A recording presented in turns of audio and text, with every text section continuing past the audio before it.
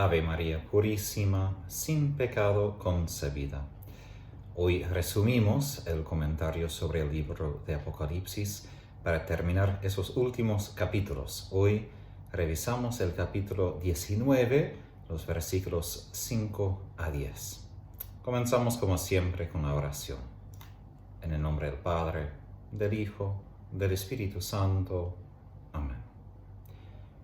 Señor Jesús, pedimos que tu Espíritu Santo nos ilumine con su luz, con tu palabra, con tu verdad, que encienda tu amor en nuestros corazones, que nos abra a meditar, guardar y contemplar tu palabra a imitación de nuestra Madre María, para que esperemos con ella tu venida, tú que vives y reinas por los siglos de los siglos. Amén.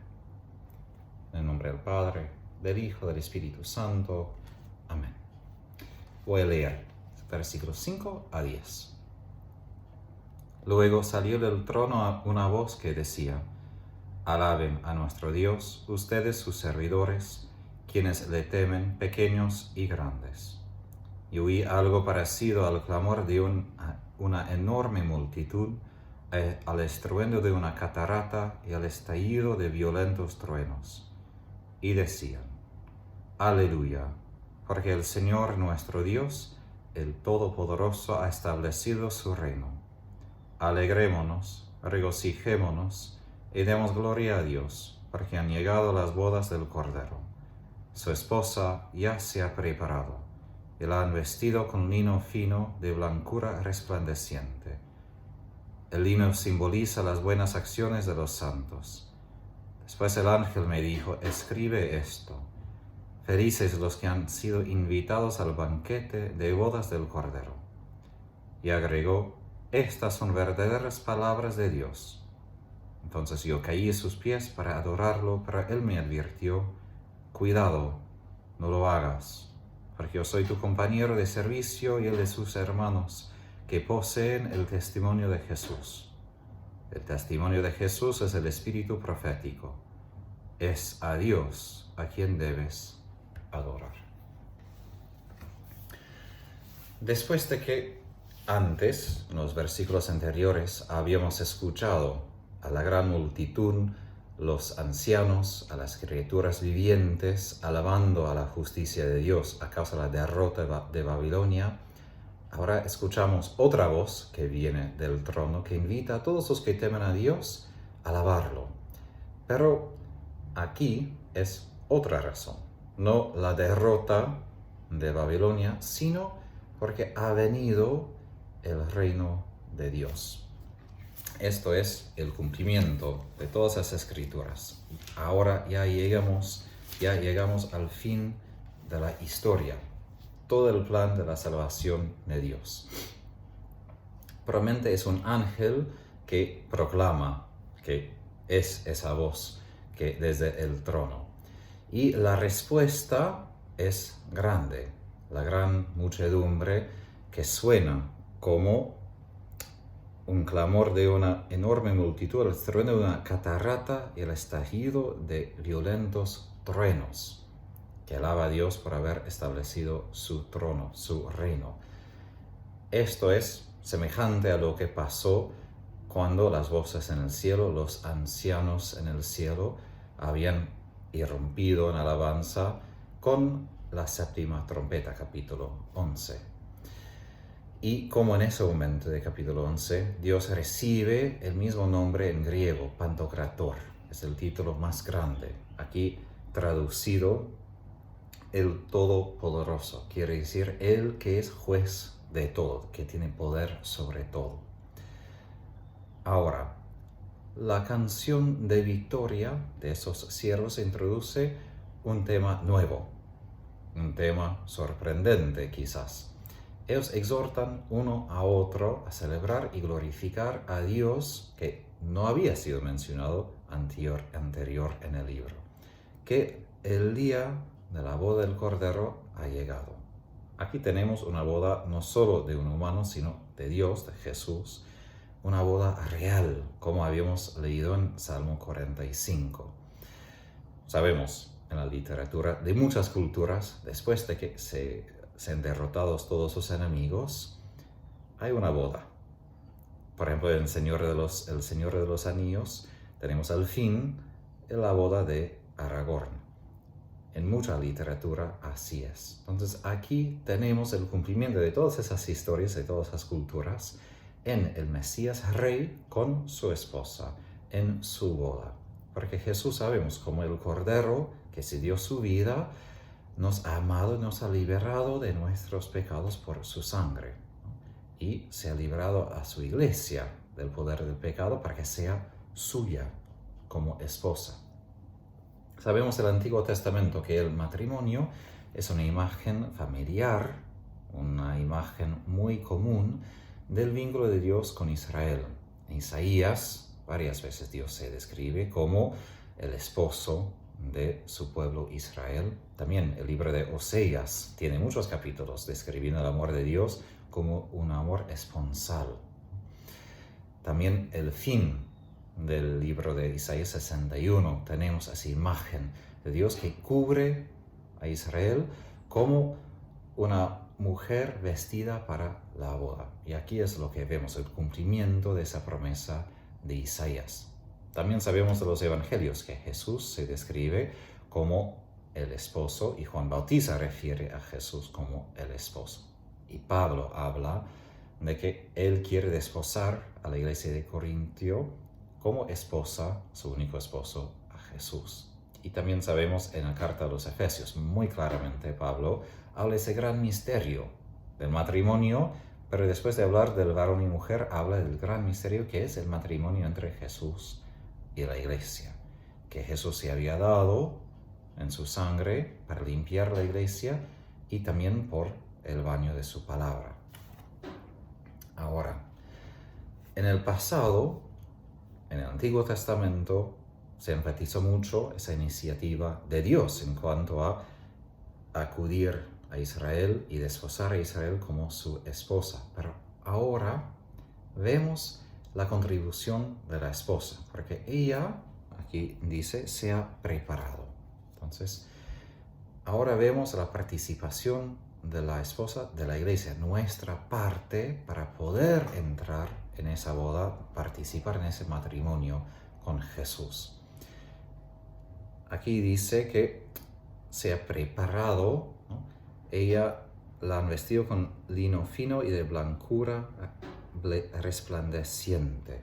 En griego, literalmente dice que le fue concedido llevar ese vestido de blancura resplandeciente. Es decir, es justamente Dios que hace capaz a la esposa, a nosotros, ser dignos de esa boda, de cooperar con su gracia para que podamos merecer ser partícipes de ese matrimonio. Porque aquí dice, el lino simboliza las buenas acciones de los santos, acciones que fluyen del amor y de la caridad, de la fe y del amor, del testimonio que damos, de la fidelidad que tenemos a Jesús y a los demás cristianos y demás en general. Entonces, aquí enfatiza esa respuesta, nuestra respuesta como iglesia en común, pero también la respuesta individual a todo lo que Dios nos ha concedido, para que seamos dignos. Y aquí la paradoja, la salvación es un don, pero a la vez es un don que exige una respuesta, que exige nuestra participación. No podemos entrar pasivamente a esa boda. De hecho, Jesús en el Evangelio tiene esa parábola, que la persona, todos fueron invitados, pero aún la persona que entró, pero sin la vestidura matrimonial, sin lo que debe llevar, no pudo participar. Es decir, fue la vestidura del bautismo, ¿no? Que debemos cuidar inmaculado, sin mancha, sin pecado. Obviamente necesitamos la confesión muchas veces para mantenerlo sin pecado, pero de todos modos enfatiza aquí esa fidelidad de nuestra parte. Aun si la salvación, si Dios ofrece todo, necesitamos nosotros recibir esos dones y guardarlos con fidelidad para prepararnos a entrar a esa boda. Entonces, todo el libro de Apocalipsis que enfatiza nuestra parte de rechazar la idolatría, de vivir en la santidad, tiene eso como el fin. no simplemente una meta meramente intelectual, una santidad muy espiritual, sino la capacidad de entrar y participar, festejar esa boda del Cordero, de entrar al banquete del Mesías. Entonces, vemos aquí que Cristo ha honrado a su esposa en hacerla capaz de cooperar libremente con la gracia divina, y así se hace digna de recibir las promesas de Cristo y entrar en toda la herencia que Cristo ha preparado por nosotros, porque la herencia es grande. En Jesús somos hijos de Dios y heredemos todo lo que Jesús ha heredado, pero necesitamos ponernos en Cristo, vivir en Él y rechazar el pecado, por su gracia, no por nuestro esfuerzo meramente. Aquí, en esto que habla de esta vestidura, después de que se habla de la vestidura, escuchamos otra vez la bienaventuranza del ángel. Escribe esto: felices los que han sido invitados al banquete de las bodas del Cordero. Probablemente eso es el ángel intérprete que habíamos escuchado en capítulo 17.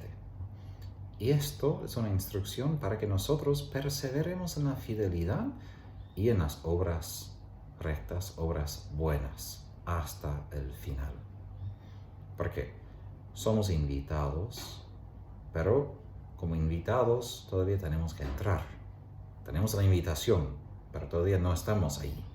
Entonces nuestra parte es esperar, ser dignos para ser preparados, como Jesús en la parábola de Mateo 25, para que cuando venga el esposo podemos entrar con él. Y justo Jesús usa esa imagen de aceite, esa imagen de las buenas obras, para que estemos listos cuando venga él a entrar. Sabemos que según el rito de matrimonio de los judíos, hubo dos partes del matrimonio.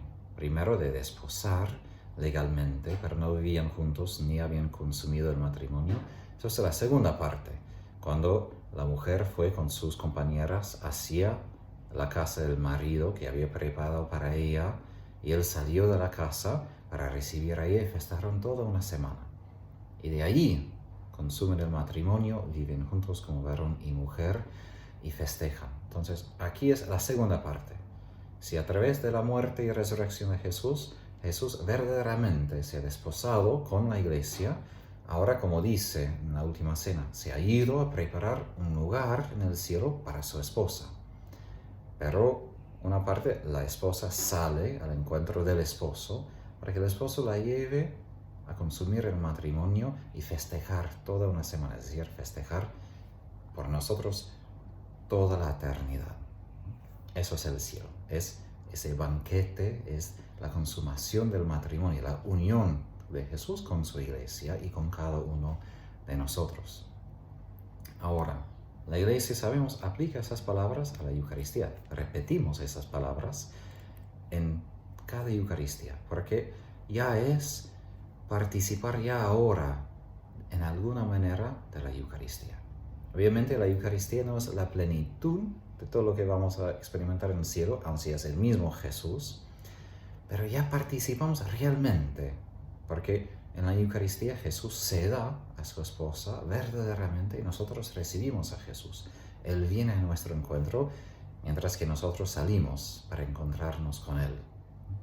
Entonces, por eso la Eucaristía es tan importante, porque sí nos alimenta, pero ya es el futuro que entra en nuestro presente para que podamos ya tener acceso a esa bendición que nos espera en el cielo.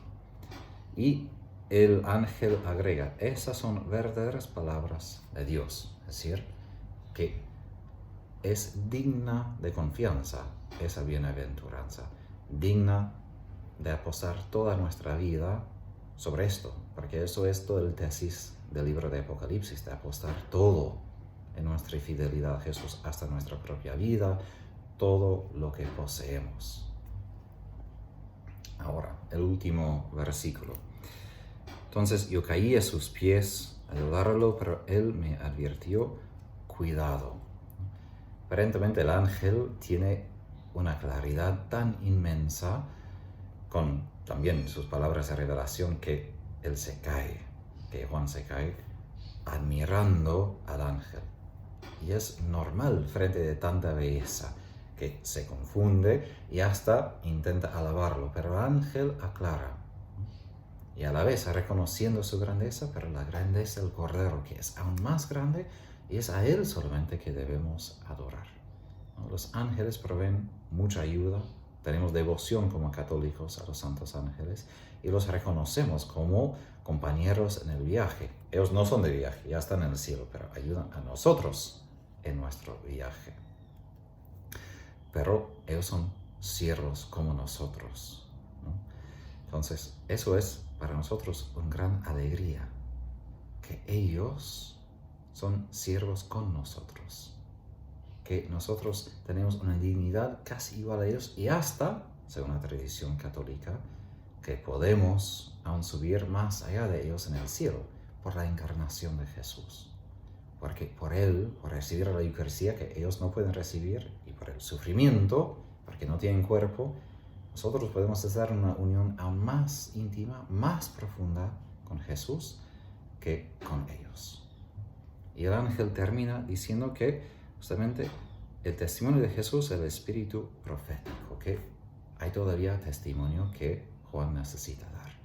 Que en vez de adorar a los ángeles, debe adorar a Jesús y seguir dando testimonio. Que nosotros somos sus profetas, que debemos dar ese testimonio. Ahora, todavía no se ha terminado todo. Todavía necesitamos ver la derrota de las dos bestias, el juicio sobre Satanás, el juicio de los muertos y de muerte, y después la nueva creación. Entonces todavía estamos como estamos ahora, mirando hacia el futuro, hacia lo que nos espera, que necesitamos tanto en momentos difíciles, para no perder la esperanza de que ya desde ahora podemos participar, para que sigamos los pasos de los santos y participar un día de esa gran celebración. Por la intercesión de la Virgen Santísima, que Dios les bendiga y guarde. En nombre del Padre, del Hijo y del Espíritu Santo.